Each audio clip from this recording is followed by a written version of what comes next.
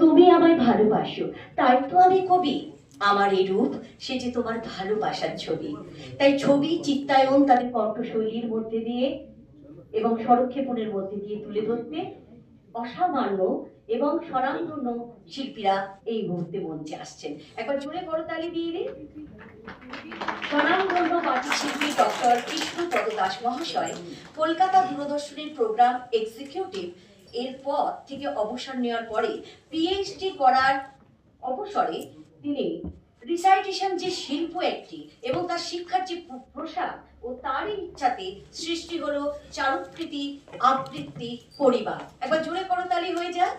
সেই পরিবারের পরিসর আজ বিস্তৃত অনেক জায়গা জুড়ে, মানুষের হৃদয় জুড়ে। চারুকৃতির অন্যতম কর্ণধারক একজন নামী ও গুণী বাচিক শিল্পী ডক্টর কৃষ্ণপদ দাস মহাশয়। করতালির গুঞ্জন থাক। এরপরে আমরা চলে যাচ্ছি স্বনামধন্য বাচিক শিল্পী শ্রীমতী দেবযানী রায় মুখার্জি। শৈশব থেকেই রিসাইটেশনের প্রতি তার আকর্ষণ, পরবর্তীতে যোগেশ চন্দ্র চৌধুরী আইন কলেজ থেকে আইনে স্নাতক হয়ে পেশাদারী জীবনযাত্রার মধ্যে থেকেও তিনি এই আবৃত্তি তার ভালোবাসা এবং পরবর্তীতে ডক্টর কৃষ্ণপদ দাস মহাশয়ের তত্ত্বাবধানে চারুকৃতি আবৃত্তি পরিবারের এক অন্যতম সদস্যা।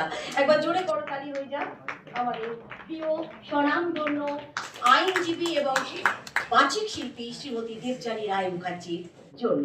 এবার আমরা সেই শরৎধ্বনি, সেই উৎক্ষেপণ, সেই আমাদের হৃদয়ের অনুরণনের ঝড় উঠতে চলেছে। আমরা অপেক্ষামান